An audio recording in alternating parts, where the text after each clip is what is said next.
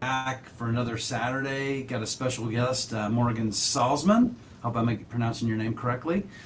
She's been an excellent friend and partner on many things with Alicia and I at Bev Assets. And Adam, welcome as always. Before we get started, we always like to talk about our sponsors of the show. So first, I want to call Adam at Smith, alias Devising. Adam does everything operations. So if you think about you want to get that liquid in that can, formulators, get basically if you have this dream, he's going to help you bring it to fruition. I'm probably butchering that, Adam. I apologize. No. And then Alicia Vargo at Bev Assets. Thanks for the sponsorship of Drink Up. We very much appreciate you joining us every Saturday morning. Bev Assets obviously helps people from the commercial side, which Morgan's very familiar with. So if you need a distributor or you need to go see a customer, we do that work, and then also do commercial strategy, route to market and go to market planning for various suppliers and brands across the globe. And then our friend Ryan Howman with Rocks Advising. I think it's Rocks. Is it right? Am I getting it right? Rocks Advising? On the Rocks Advisors is the technical name. On the Rocks Advisors. So Ryan, I know his baseball season, he'll try to show up occasionally. And then everybody knows this guy, Morgan, you probably know who he is too, is our official beverage sponsor, Jay Williams from Freebird. He's absolutely continuing to take the planet by storm, which is amazing to me. And I'm rooting him on every day. Jay, I got a couple left. I lied. I found a full one I'm going to drink today, but please pop in. We love seeing you on LinkedIn, and we love seeing you winning, and we love seeing you in NASCAR as well. So forever thank you, buddy. So thank you, Jay. So Morgan, thank you for joining us today. We anything can happen on this podcast. Dogs could bark, things could drop off, but that's what we like to be authentic, raw, and real. So. I'm a big believer in AI, but there's no AI here today. It's just us three, live, raw, and real. So we can't hide behind the algorithm. We can't hide behind Claude or whatever we're using these days to manage our business. But welcome. Thank you so much for coming on Drink Up. Thanks for having me. We talk almost Yeah. every day. Might as well talk in front of everyone else, right? Well, it's funny. So I love that, by the way, because Morgan did a post about the circle, right? And I'm so happy. I think I said, "Am I in your circle?" Or not? That's the first thing I asked. She's like, "Okay, I'll let you in this circle, but it's a tight circle that you manage, and I think we all need to do that." But Morgan, you're involved in several things. I think you're a very diversified person, but your main gig is liquid assets. Yes. Do Yeah, you want to and tell? Go of ahead. course, happy to talk about it. So at LQD Assets, we've got really three verticals that we operate in. We've got our investment fund, which is where we started and how I got into this space. I started investing in whiskey barrels when I was pretty young, still in college at the time, and that opportunity grew and grew into now we've got about 100 entities that invest with us. We've raised over 21, nearly 22 million at this point, and we basically use that money to buy barrels on behalf of brands. We sell them back to them at a later date so that they can put the product in the bottle. So that way, it takes assets off their books. They're not carrying these assets on their balance sheet. They can actually use that money to go out and operationally build their business, to hire people like you, Sam, to help them in the market break through those distribution walls, and actually get some revenue back in the door. Then kind of shortens that time frame from their investment in the whiskey barrels to actually getting to the bottle and in front of the consumer. So that's where we started. Once we started accumulating, several thousand barrels, we started thinking about building our own warehousing, and actually went out and we've So got wait, about hold on a second. So you had several thousand barrels before you had a warehouse? we were storing them at the distillery, yeah. Okay. And so we would store them at the distillery they were produced at. Conversations about pricing changes were happening and pressure on their remaining space. And so, my background's engineering, and my two other partners are also construction and engineering. And so, between the three of us, we were like, this is a no brainer. We can go out and build this on our own. And And you so, started this in college? I was post college at this point, so started investing in barrels in college. I think around 23 years old was when I started looking at doing this uh, on my own, building my own fund. And then I would have been probably, I'm 28 now, I would have been 20, somewhere between 25 and 26 when we started building the warehouses. I still had my corporate job at the time. It was actually the last project I designed at my corporate job before I was like, all right, I've got too much on my plate. I'm gonna go full speed into the whiskey space. That is amazing. So you're 28 years old, and I know you're on the Forbes 30 under 30. Congratulations. Thank So we have a you. bit of a rock star here. I'm so proud of you to see that in terms of where you've arrived. You're an inspiration to a lot of people, by the way. When I talk to people, they know who you are. And I was talking to a young woman out of Nashville, Jacqueline, and she said, "God, you know Morgan?" I'm like, "Yeah, I could probably introduce you to her. You know, if I'm allowed to, I have to ask permission, but people definitely know you as an entity. And from Bardstown to where you're at now is a pretty amazing journey. And you've shared that.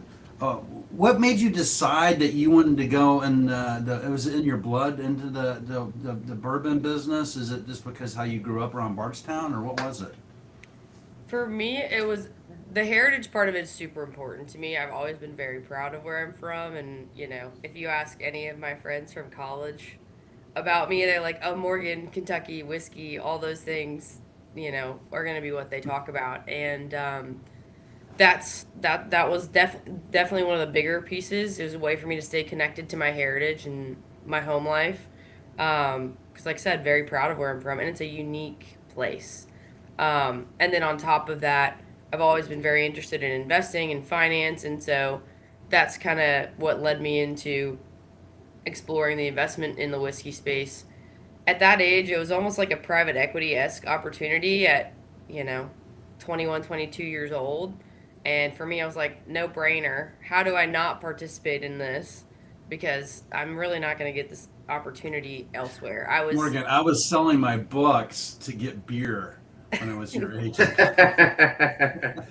Yeah, yeah. well, Same, I same. give credit to my parents for that because they operated businesses my entire life. So it felt like a very normal thing and a very normal conversation. Like, money Yeah. was not taboo in our household. If I was like, asking about how much things cost or what they were doing with their money, how they were operating their businesses, it was always like an open door conversation, and Yeah. it felt very normalized for Well, you're an us. So excellent coach. You've coached me. You're like, hey Sam, you need to be firm on this or firm on that, and I very much respect you for, telling me those things. It's been a bit of a growth for me being an entrepreneur because I've been doing this for 4 years. I have a partner that's been doing it for 20, and another partner about 2 decades as well. But you learn a lot in this business because people definitely will take advantage of you really quickly. But we're certainly here to serve our clients and the whole bit. So you went to the University of Alabama? I did. Roll Tide. Yeah, and That's some I good. discovered That's some that great because you football. actually went to school with Jay. Have you captured this episode? She Yeah. went to school with your son, and we did trade some texts back and forth, Jay and I. And he's like, "That's wonderful." In terms of the world is just really small when you think about Yeah, it it is. and where things are at. Well, let's get into and Adam, you're going to come in full bore here. So we didn't warn you. Sometimes I'm the thinker, and sometimes Adam's the pitcher. Today, I guess I'm the fan, right? So I'm going to pitch a lot of baseballs at you. So the business behind bourbon barrels, like like you talked about, like this is an investment. Can you talk a little bit about that, the business behind barrels? Because I know there's this thing called new fill, and then after new fill, you sit on the barrel for 4 years, 5 years, and then that barrel actually increases in value. So how does one like get into that business? Well, it's definitely capital intensive. Barrels are not cheap and they sit for a long time. They also have operating costs or holding costs is probably the better word, while those barrels age. So you're right, though. Right off the still, you put that liquid into a barrel, and that's what we call new fill. Um, we work with a lot of sourcing distilleries. because we obviously don't have our own place to distill. So, we'll take money to these distilleries and say, here's the inventory we would like to produce at New Fill. They'll put it in the barrel. We take it to our warehouse and age it for our customers. And then that period of time could be, right now we have barrels just up to a little bit over 7 years old. But, people put barrels in the bottle at 15, 20 years old.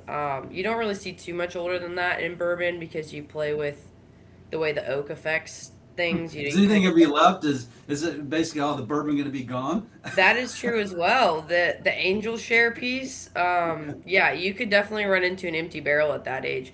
Whereas if you go overseas, their climates are a little more temperate, so they don't Yeah. get that flavor development as quickly as we do here. So that's why bourbon, I would hot take maybe say that's why they go a little bit younger than you do, like you see 30-year-old Scotch, 30-year-old Irish whiskey.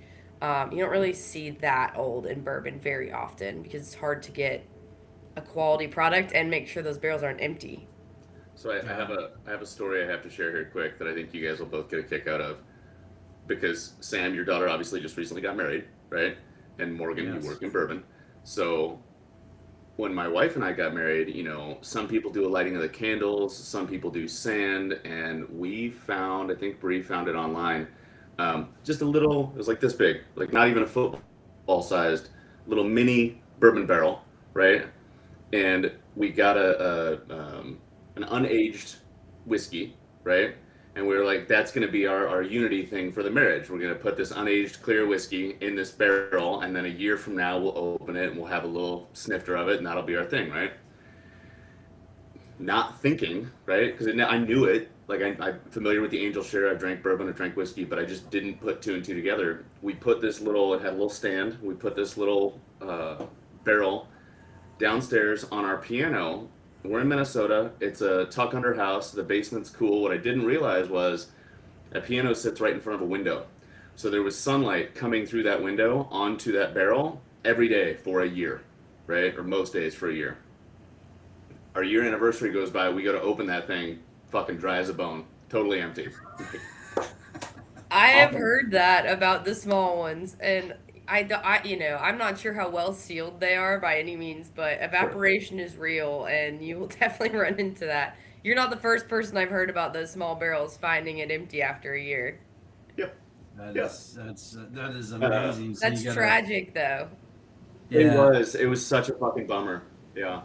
Yeah. Let's get into a couple of things. I'm gonna ask a couple questions, and you can answer them how you see fit. But the current state of American whiskey, I really want to get into this a little bit. You and I have had some conversations, but I would just love you to kind of give the 411 to everybody out here, not the 911, because I don't think it's Armageddon, but I do think there's a little bit of 411 here to maybe level set the community and what's going on with the business, because man, there's definitely something happening here. So just give me your 411 and Adam. Yeah, I mean, there's definitely a reset going on in the industry. It's such a capital intensive industry, like I mentioned earlier. You have the upfront cost of the barrels, you have the holding costs, and those holding costs can be indefinite.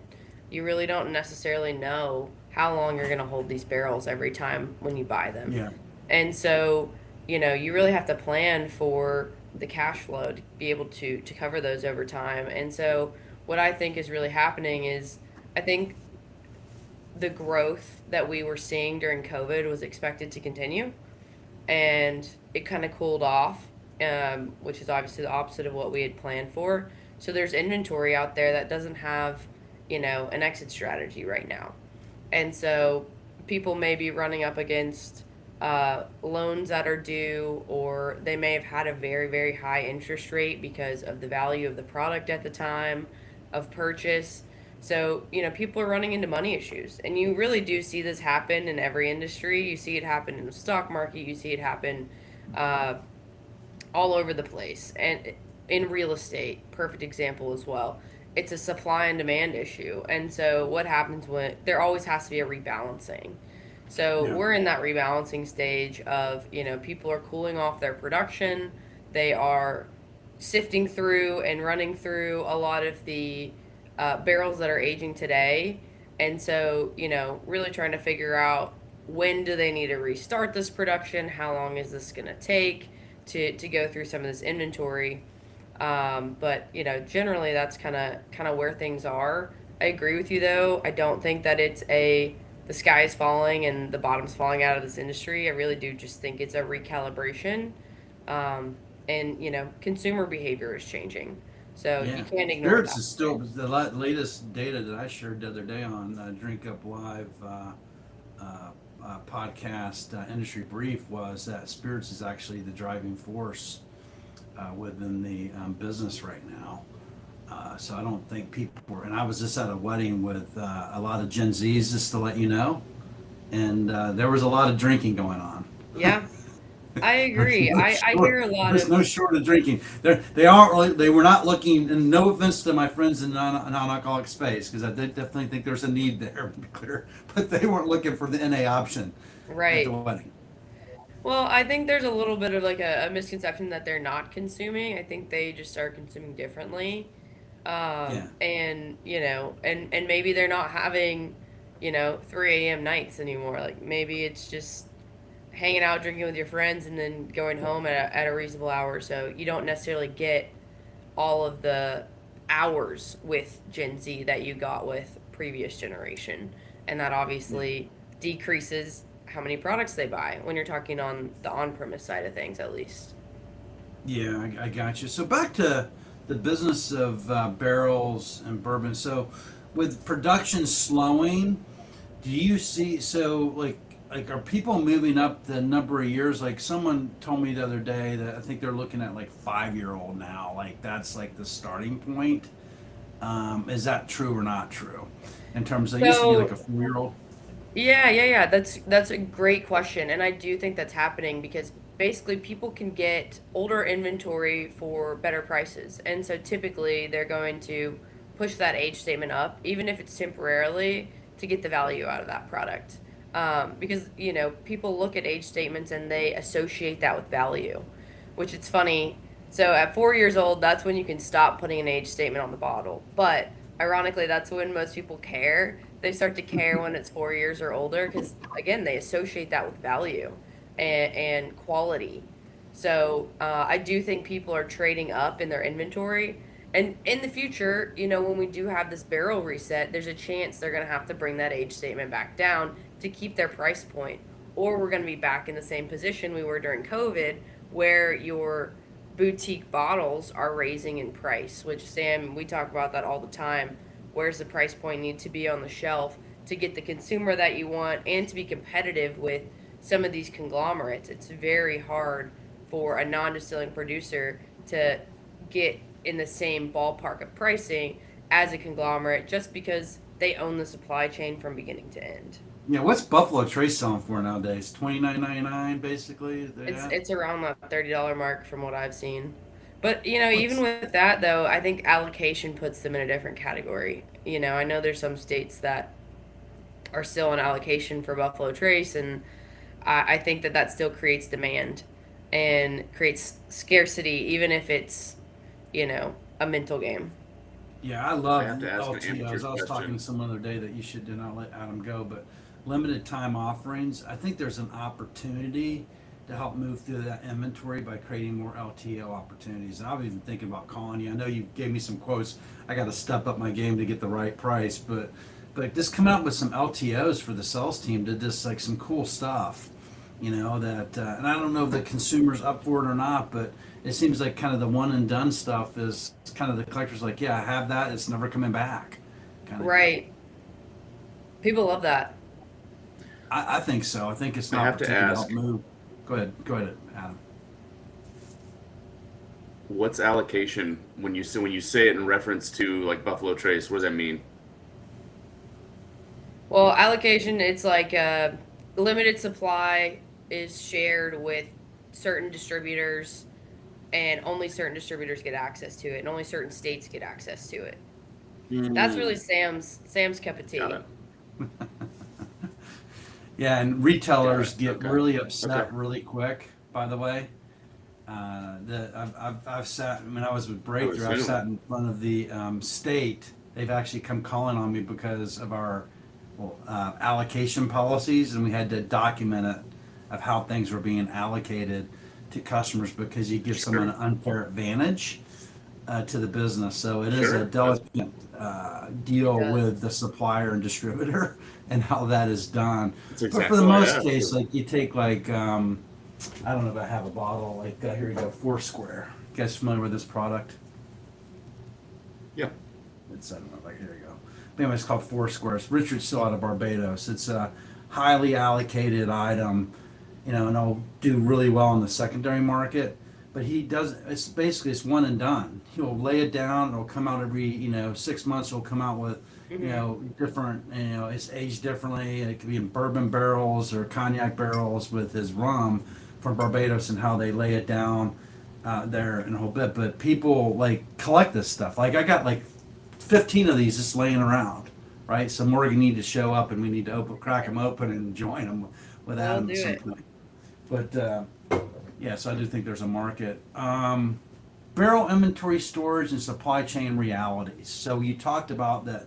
You said people aren't producing stuff anymore. Is anybody making anything, or is it all completely Yeah, stopped? producers are still producing, but their majority of them are producing exactly what they need for their own brand. So there's not a lot of stuff that's going to go into the secondary market for 2026, 2027 probably, because there's not the secondary market or the barrels that the non-distilling producers are playing with.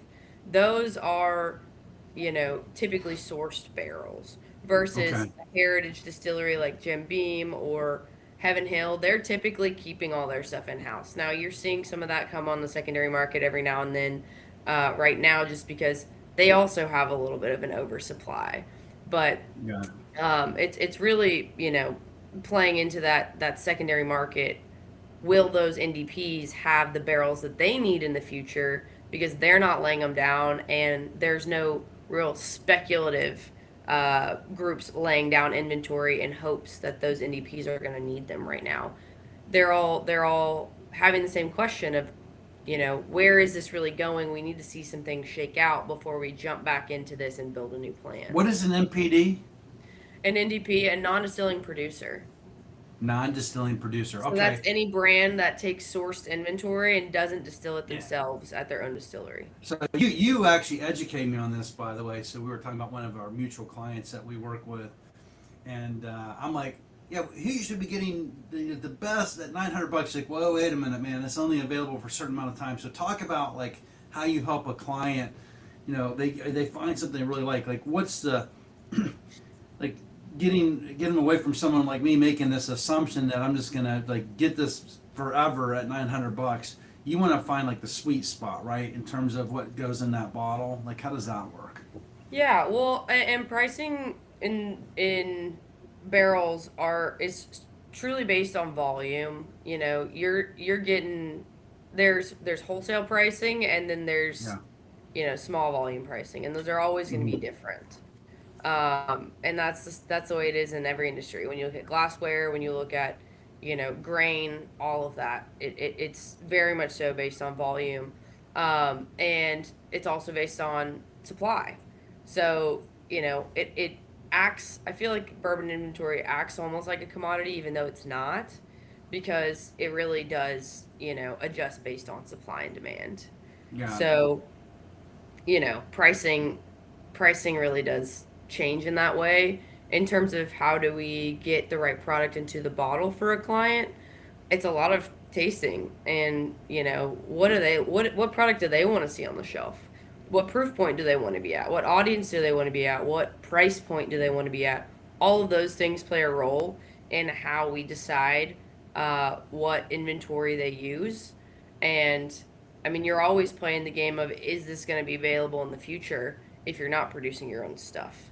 And right now, a lot of people are taking the bet on, yes, it will be available, so they're not producing their own stuff. And eventually, I do think somebody will get burned. I do think it's a while before most people are going to have to worry about that, though.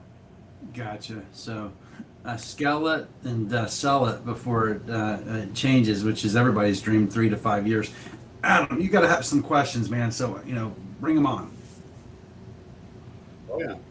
Well, first, it's kind of a blended personal professional question. Like, you're 28, right? Clearly, you know your shit. Uh, did you just based on where you grew up? I mean, did you hit 20 and you're like, I know about barrels and I know about TTP laws and I know, but like, did you just, kind of come out of the womb, as it were, or was like, I know all this shit because I grew up in this and this is just home. Like, this is just what Tennesseans and Kentuckians talk about on a Tuesday afternoon. Or like, because I got my ass kicked by the learning curve in this industry for the first 6 months. Right. So like, tell me that story. Yeah, I mean, learning curve, it's so real. Honestly, I had great partners and advisors and companies that we were working with that I could call. And honestly, even some of like the kids I grew up with, they're also in this industry. They work with Sam as well. And shout out to Thornbush over there. But I call them all the time, and I'm like, hey, I got a stupid question. Like, here's what I think is true. Is this true or not? And so having Right. people that, and Sam too, I call Sam about distribution things all the time. I'm like, hey, I've got a client asking me about this. Is this right or wrong? And you got to have those trusted resources. I mean, I trust me, I did not know anything about distribution specifically, and I've definitely learned a lot about the supply chain. But it's having the good co-packer, it's having the good consultant that you're working with, or another broker that you're working with on the sales side of things to be like, hey, like pulse check me on this, and also just like for me, it's a lot of instinctual things. Like from the business side, it's what makes rational sense here, and that's how I make a lot of my decisions. But you find out later you could have done it a completely different way, and it's a lot of trial and error. There's no question about that. So that leads me to my next question, and then the third one's a little more generic, I promise. But my next question, then, and you mentioned it being instinctual, is like, when did it flip, right? Because there had to have been an inflection point when it went from like, I'm learning. I think this is a thing I want to start doing. I'm in college. I'm working a job, so on. You touched on it a little bit, but like in terms of maybe your level of knowledge or the point at which you decided the juice was worth the squeeze, like what made it flip? Was there a particular like defining moment, or did you finally just say, yeah, fuck it, I'm gonna do it? Yeah, there was definitely a defining moment. It was all I remember was it was on a Wednesday night, and I called my sister, and she was a life coach, and I was like, hey, I've got this really great job, and I've got this crazy opportunity, and I know I'm going to fail at both if I keep trying to do both of these things because they're both suffering because they both need so much of my attention. And we like wrote down the math of how many hours I would need outside of my day job to basically fulfill all the contracts that I had signed on the investment side. And the number was like by a deadline. And the number was you're going to fail if you don't quit your job. And so I walked in. I Sure. planned to quit on Friday. So we did this. I had this conversation on Wednesday. Planned to quit on Friday. And I walked in on Thursday morning, and my boss slapped a brand new project on my desk, and I was like, I can't do this to him. I got to tell him right now. I can't let him. I can't let him debrief me on this new project Yeah. when I know I was planning to quit the next day. So we had a meeting at like 1 o'clock, and at 11 o'clock I walked into his office and I shut the door behind him, and I was like, I need to talk to you about something, and he was like, oh no. So so that was how that went. I mean, it was a very quick decision once I sat down and wrote out the math of like how many hours I thought it was going to take me to accomplish that. And at that time, all I had was the investment fund. Now we've added the warehousing and managing those, and we've added the consulting arm where I'm actually helping build and curate those brands. No way I could do this with another gig. Like it's a Sure. full-time job now. Yeah, I think it's a Totally. full-time job and more because I've talked to you on a Sunday and I've talked to you at 9 o'clock at night. Yep. So I mean, it's definitely a passion that you bring to folks, which is amazing what you do. Speaking of founders that you work with, here's a question for you. What do they need to know before launching a whiskey brand or a brand in general? Like, what do you tell them? Like when you have that discussion, Adam, I talk about it, but I'm curious what you think. Yeah, Let's talk about- you've been on a lot of calls with me, and you know I focus a lot on money. I'm like, Yeah. can we afford to be doing these? We need to be making the right decisions on where we're spending our money, especially if you don't have an unlimited budget. That's a big conversation. The other one is, why are you doing this? What is the purpose? Like, are you passionate about this? Because if this is just a side gig project and you have no true grit behind this and passion, it's really hard to get other people to buy into this if you don't feel that passion. Yeah. So those are two of the big things. We spend a lot of time about talking about, the development of the product, the bottle it's in, the glassware, the label, the colors you're using. We spend a lot of time with our designers making sure that we're being attentive to our consumers, because at the end Yeah. of the day, that's the audience. Like, if you can't get them to repeat, pull that off the shelf, what are we doing here? Like, that's the goal at the end of the day. What's the I have it from RTD discussions with Adam and others, but for like a whiskey brand from, I guess, from grain to bottle to table, whatever, right? What's the investment before it arrives with someone like myself and Alicia, which we're the commercial people, right? We're like, all this investment, all this work has been done. Now they're going to arrive at us. Like, hey, yeah, we're ready to go to start selling it. Like, Right. what does it take in investment wise truly to bring a brand to market? It Before they really depends on the size. Like, Okay. it really depends on the size of the brand. Obviously, you get better pricing the larger volume that you do. Yeah. But there's still some upfront costs that you can't get away from, like that initial product development package, like logistics. Like right now, no one wants to be shipping anything. The prices of logistics are so high. That can cut your margins so fast. It's like So $9 a case right now for like it's an RTD. insane. It's crazy. It's insane. And, Think about that. For an RTD, Adam, $9 a case for an RTD. There's no money left. Yeah, no, I hear you. Sorry, I was talking I interrupted you, to Morgan. no, you didn't. We're open conversation here. No. It's I insane. was talking to a group the other day who's in stick packs right now. Existing stick pack brand, electrolyte kind of, salt situation. And we got put in touch through a flavor house that was helping them do some development. And they said, yeah, we want to get into the RTD space. And so I, wrote them up scope and was talking to them. And I checked in with them and I kind of said, hey, we still moving forward. When do you want to get started? I'm trying to put stuff on the calendar and plan out my summer. And they were like, hey, appreciate you checking in. We're going to push this a year. And I was like, okay, like, sure, cool, but why? Like, just out of curiosity. And that was their answer. They're like, beverage is so much heavier than these stick packs that the freight Yeah. costs are throwing our margin calculations completely into the shitter. I was like, that tracks. Yes, that's Yeah. very real. So, And it's even Yeah. harder, Sam, things that we've talked about lately when you're going on landed FOB to your distributors, because Yeah, that, we had that discussion, right? Distributors look at landed. They do not look. They, Yeah. they include freight and they include the excise tax.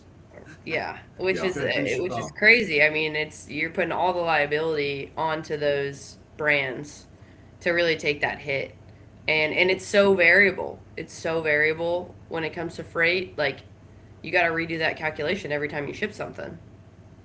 yeah. Pretty much. I mean, I would Real quick. I tell suppliers all the time, they should be FOB delivered, which that means you're managing the freight, or should be FOB where the distributor manages the freight. I always tell the supplier, if you can manage the freight better, by the way, because what a distributor is going to do, I mean, no disrespect, but they have to do this too, by the way. They'll put the higher number in the spreadsheet based on the variability, right? Right. So they'll always err on the higher number. So if the average is, $6, but they're getting it for $4 right now, they're going to put the $6 in every time, because when winter hits, that price is going to go up. Yeah, Or yeah. war hits in this instance. Quite frankly, Alicia has a question. We got to throw your way, Morgan. Yeah. Good morning, Alicia Vargo. Yeah. Morgan, what is your take on flavored whiskey? Before we saturated get to market? that, oh, Go ahead. Go ahead. Go ahead. I Adam? was just gonna say shout out to Chris Sikanolfi at Port Proof. Oh, yes. I He's in actually I the dropped he's in the his, comments as well. He just said hello. yeah, and Chris, I just dropped your newsletter and your episode today for the whole world to see this morning. So I think you saw that. But Morgan, so here's Alicia's question. What is your take on the flavored whiskey saturated market, new trend, RTDs? However, what's next, basically? So, Flavored whiskey, I definitely think is a good place to be. I think, it plays into the role of typically probably a lower ABV and, you know, mixed drinks. And I just do feel like that's something that the younger generation likes. Um, they enjoy that kind of thing. And on the RTDs, I think RTDs are a great place to be right now. There's not a lot of whiskey ones out there at this time, and so I think whoever comes to market and really gets that front running spot with gets a little bit of traction, I think they're gonna take off. I do think there are people out there that are looking for you know an alternative to a Surfside or a White Claw that are vodka based, and people like whiskey still, and so I do think whoever gets out there on the front side of that is gonna have some real momentum. got it. You've like what type of drinks would you see in an RTD? Like a Manhattan RTD? Like what are you thinking? That's a good question.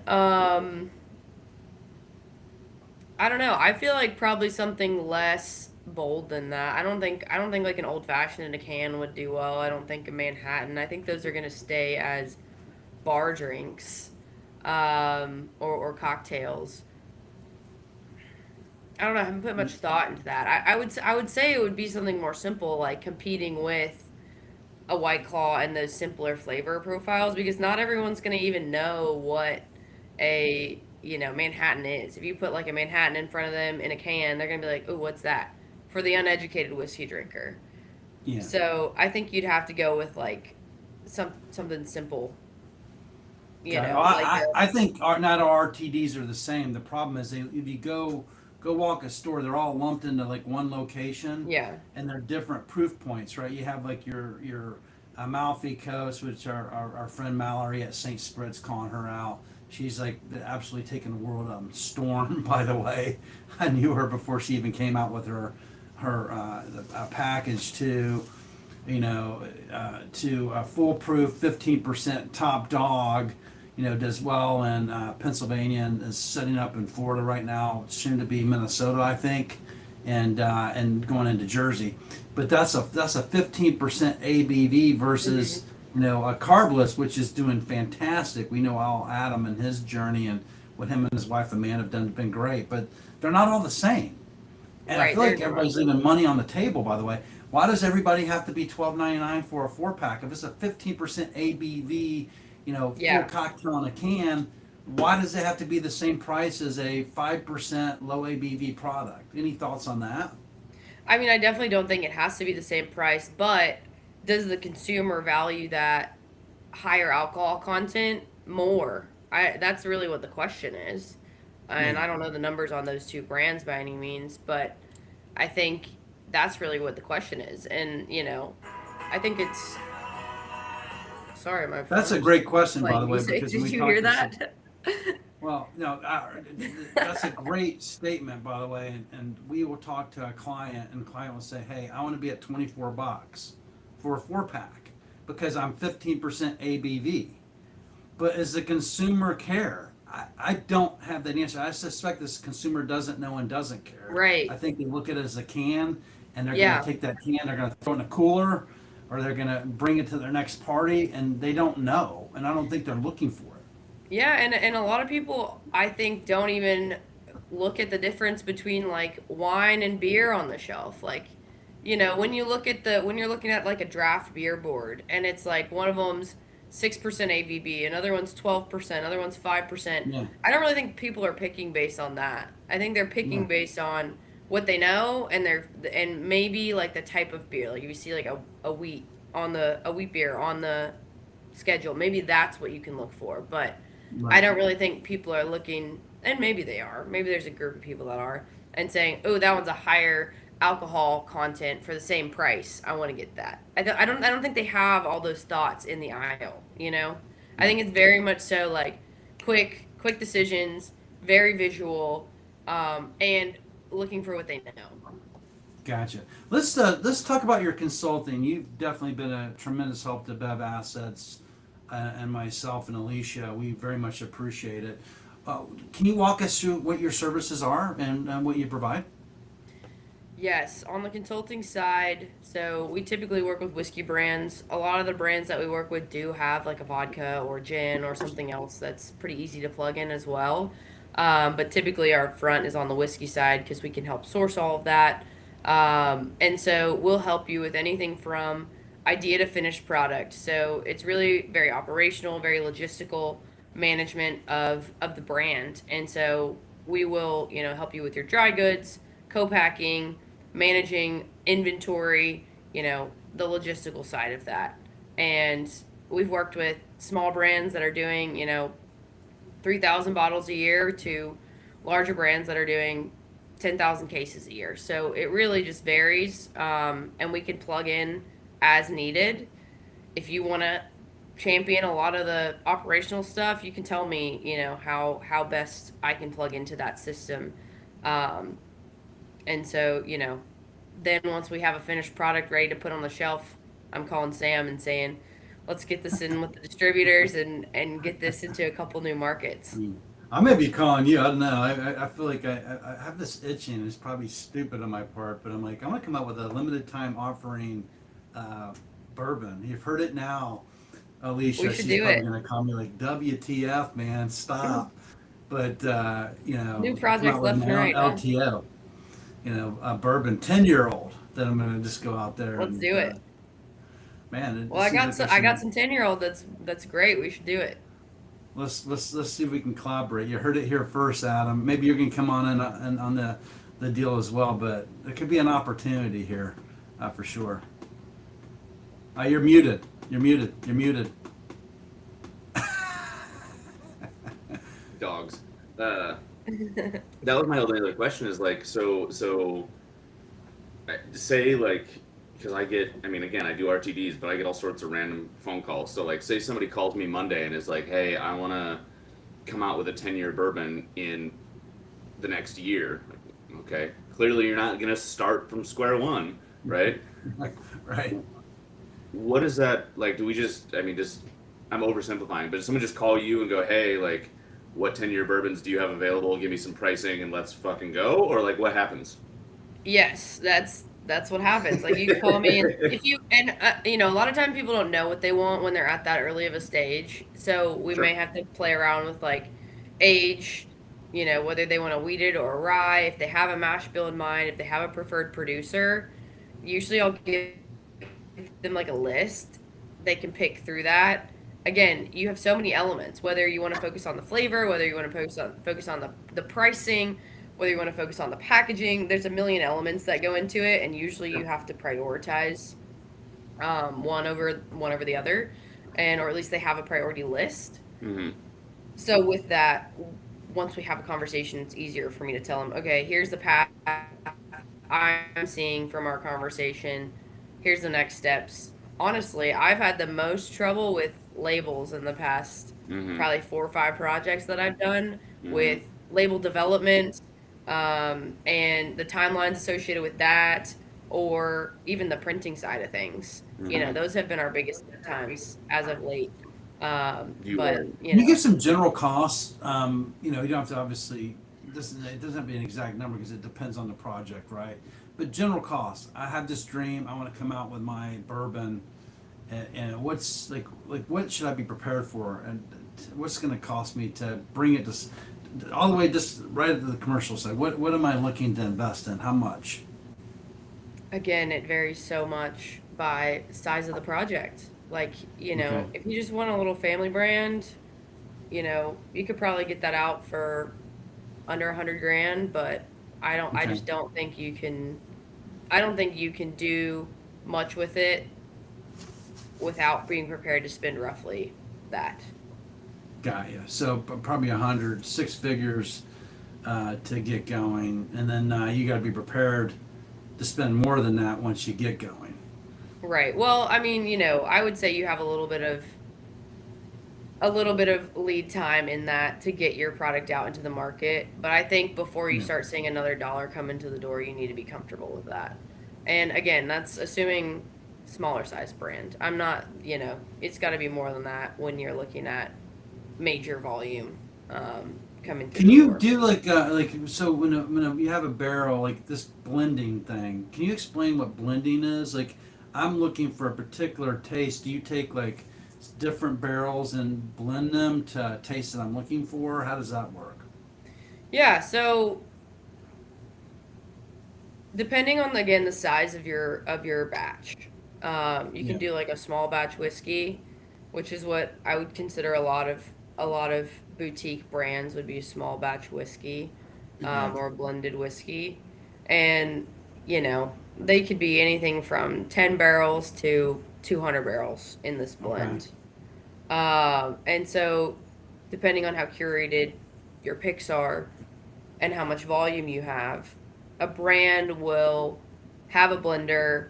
They'll go in, they'll taste through all these barrels, and they'll say, here's how many of this mash bill we think we need, this age statement to get the curated profile that we have developed and put in front of our clients. Got it. And to repeat that, it's a science. It's definitely a science, and there are professionals out there to help you accomplish those things. Now, then the opposite side of that is when you do like a single barrel program. No two barrels are the same. There's always going to be a teeny bit of variation at a bare minimum between those, even if it's just at proof points. So there are two completely different strategies on the shelf when it comes to that. It's like a single barrel program versus these blended products. But you can also typically put a product on the shelf at a better price when it's a blended product, just due to the volume that you're Yeah. doing in Who's that. the guy? Who's the guy in Boston that you introduced us to? We've talked to him a couple of times. This his whole Cyrus, business. What's that? Cyrus, Yes. Yes. Hughes whiskey. Yeah, that's his whole business model, right? Blending or no? I'm pretty sure he does single barrels. Oh, he does. So he finds a barrel he likes, and then it's Yes. more like an LTO. Then it's kind of a one and done kind Yeah, of deal. more of that. Yeah. Okay. Yeah, which is pretty amazing too. What's the better I gotta path? There's a good Adam. I was gonna say I gotta jump in here before we run out of time because LinkedIn's updating slowly. So William Witkowski with Aaron Distilling Group. Welcome, William. You've joined us in the comments on other shows, so good to see you this morning. He said several things. He said, A, I'm strap hanging this discussion. Thanks. B, in Tennessee, there's the quote one drop rule. Not one drop of distilled spirits are allowed in an RTD, or it's restricted to retail package stores or licensed on premise only. Didn't know that. And then his question was, Morgan, who is your preferred label printer, if you don't mind? Well, we've worked with several. Um, I don't know that I have a preferred one because I've not done multiple projects with the most recent ones that I've used. So, but I can give you some options offline. I know, William. Very cool. That's again, I know small he knows world, you as right? well. It I've is. talked, Yeah, I've talked to yeah, William as well. William, yeah. thanks for joining us. All right, so you want to ask the most important question, Adam? The most important question of. I'm gonna ask two, but I'll start with the Oh normal yeah, one. fine. We have plenty of time. We got 10 minutes Uh, left, so. all right, well, fuck it. I'll start with the fun one. Anytime we talk to somebody who's got this much experience in, like when we did I think it was G4 tequila. I asked him like, all right, outside of G4, what's your favorite tequila? And I know that's $1 million question because there's different use cases. Are you drinking it straight? Are you drinking it in a cocktail? Whatever. So let me frame it this way: neat or on the rocks, like 7 o'clock at night. You're at like a speakeasy type bar. Maybe there's like a bluesy kind of band playing or something. That's what you're What are planning you her night reaching tonight, by for? the way. Exactly. Yeah. Like, what are you reaching for in terms of bourbon? Well, if I have the option, I'm going to stick with somebody that I work with just to support the brand. Um, of Sure. course, you can't find all my brands everywhere, but if I had the pick of anything possible, one of my preferred is the Revelette Bourbon Navy label. That's been one of my favorites since day one. But if you want something more commercially available, it's going to be super basic, and I would just go for a Woodford. That's what's always been in my Okay. household growing up, and so Okay. Sure. that would be my choice. Cool. Good to know. So the question we're actually asking for is the $1 million question is what's the difference between success and failure? Success and failure. I think it's that you give up because it's only a failure when you're done. There's always an opportunity for success if you don't give up. You can always turn it around, but I love So it. what keeps you going? Love it. Like you obviously it's not always sunshine and rainbows, as Alicia says. Like what no, it's keeps definitely you? not. Um, well, I'm lucky that my dad is one of the partners on my warehousing side, and so working with him is very I love it. I mean, it's different than working with other people because it's family, and so you're a little bit more flippant in your conversations. Yeah. But that is something that I didn't think I would get as much joy out of as I do. So that's a great one, is having a partner that you love and care for, and both have the same goals and, like, see the same vision. That's a great reason to keep going. And two, I get a lot of satisfaction out of the idea of, for these brands where you have nothing. You just have this idea and you want to see this vision. And then you have a physical tangible product at the end that you can say, "Hey, we did this." That in itself is such a level of accomplishment, and it's a it's a great feeling.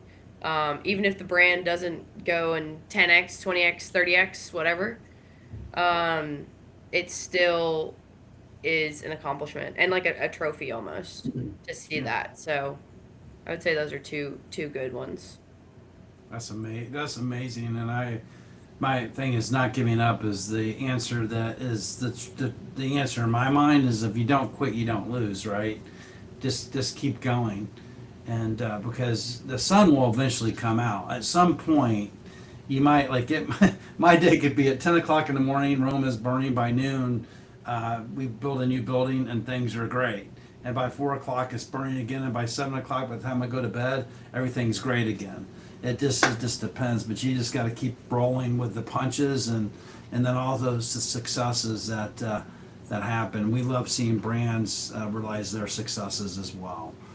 So we appreciate, I think, everybody, Morgan, what you bring to the industry and what you bring to folks. How do people find you? Like, like, if they want to get in contact with you for your services, or I want to get a barrel, like, how do they find you? LinkedIn is like the social media platform I spend the most time on, so definitely check me out there. I've got a website, lqdassets.co, not Uh, .com. so LDQ assets, LQD Nope. assets. LQ, LQ, that's LQD. my dyslexia, sorry. It's okay. LQD assets. Assets.co. Assets.co. Got it. Okay, I'll put up on the screen, make sure I get it right here. Should pop up here. Stream. Is that right? Yes, that's perfect. All right, and then Morgan uh, Salzman. I always think Salzman, I know. but That's a funny joke I've heard a few times. Um, because I've also been told I'm pretty good at that too. So you got the name for it. So you can find Morgan on LinkedIn.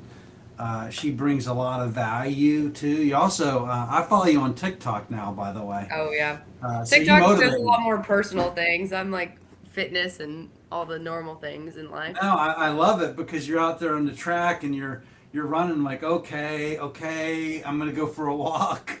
Okay, Yeah, Sam, you're Morgan. all So over those walks. You got the walks down for sure. yeah, I do. I try to. It's funny enough though. I'll do one with Pumpkin and JJ, and I try to tie it into the industry or whatever. But I'll put like I did a JJ. There's a quick like AI video because I guess in YouTube now you can convert a picture to like a video, and they're That's hilarious. crazy. But they'll get like 2,000 likes, but then I'll like put like Drink Up Podcast. I'll get like 2 views. Yeah, it's I swear anything dog related you can get so much visibility on. It's insane. Yeah, so I'm changing Bev Assets, Alicia. We're gonna and Morgan and Adam. It's now gonna be called. It's gonna be called Dog. Yeah. Probably most searched term on Google is dog. It literally is. I was trying to figure it out. Now, is there anything that we didn't share today? With the last few minutes that you want to maybe discuss or share with the people that catch our podcast? I mean, I think we've talked about quite a bit of it. So, I think we've covered all the bases, but definitely I'm pretty active on keeping posts on LinkedIn and sharing my thoughts on the industry and education. So if you're ever interested in talking more about it, definitely shoot me a message, and I'm happy to help if I can. Yeah, I found she's on Substack as well, by the way. She's dropped some nice articles out there. I restacked it just recently. I think if you want to go deeper, there's some really good information. So Morgan's just starting there, and I think that's a good place to find her. And definitely great value in what you share. I know that you've been very helpful to me in terms of like I have this opinion. I'm like, no, that's not what it's right. Hopefully, I brought some value in return to you as well. Absolutely. And the partnership. But I love what you do to brands. There's 5 different types of brands in my world. There's foundation brands. That's the one you got to lay the foundation down, the rebar, the concrete, the gravel. It's the hardest brands to deal with, which you and I deal with all the time, right? They're tough brands. We want to here to help you. Then there's those brands that are growing, right? Those growth brands. They've got the foundation built, now they're growing. Then the build brands, then the scale brands, and then those brands that need to sustain or sell. But you do all of it, and you have and you talk to Morgan. She knows exactly what it takes to realize your dream. And Adam, I would tell you, man, you two should definitely connect with it in terms of what you are doing on your side of the business as well, because she is, she knows the whiskey world. One of the best business people I've ever met in the world, and definitely very thankful to be in your circle. So as we close down, let me go around the room one more time here with some closing thoughts. Morgan, what are your closing thoughts for today? Then I'll go to Adam and I'll wrap it up. No, this has been great. It's always good to talk to you, Sam. Like I said, it's basically our daily phone call. It's out for the public to chat about. So True. I appreciate all the partnership that we've gotten from you guys, and look forward to more projects in the future. Yes, big heart to you, big heart. Adam. God, yeah, this was a fun one. I don't know, there was so much cool shit that you brought up, Morgan. I think the favorite one for me though was just I sat down and did the math on should I continue doing my career or should I do this, right? Again, the RTD space is not so different from the spirits world in that I think a lot of brand owners want to get to the point where, a lot of the ones I work with anyway, want to get to the point where the beverage or the company is their full-time job, but there's not an analysis of the numbers of what that looks like personally, right? And so that I thought was a really cool call out of fucking sit down and actually work out the math on, can you afford to continue doing both? Because the answer is probably not at a certain point, right? So, Yeah. I thought that was super cool. And it's a time and a money conversation. It's not just one or the other. Sure. Well, it ties into your circle too. There's only so much time of the day and people you talk to, so that circle of influence around you, you surround yourself to. What are the people that you deal with? You love everybody, obviously, but what are the people that are going to bring the best value into your circle and their circle at the end of the day? Because there is so much time during the day. What I loved hearing today is just for me is that you're so authentic in terms of when your boss laid the project on your desk, and you're like, whoa, wait a minute, now I gotta do something here. It ties into what Adam and you were talking about earlier just now. But basically, you went in his office and you shut the door, and the guy says, "Oh no," but you didn't lead him on. And so many Yeah. people tend to hang on and lead on, and I think that just says a lot about who you are. So you put a stop to it right away. If it's not working, or hey, look, I found a better opportunity, and I think that your boss very much appreciated that. Maybe not at the time, but in the long run, it's better that way because we run into that in our business. We have over 100 sales agents dispersed across North America and love them all. But I think it would be helpful if some of them would say, hey, look, I'm working on this. I really can't do this. And sometimes we Right. get let on a little bit. So I think that's really says a lot about you. Thank you, everybody, for joining us today. Morgan and Adam, I'll ask you to remain on the line because we got to make sure we complete the download. And then until next week, we'll see everybody next Saturday, maybe an occasional happy hour. And Morgan's now an alumni. She might even pop in occasionally and be a tri-host with us, which we would absolutely love, by the way. Sounds great. Thanks, everybody.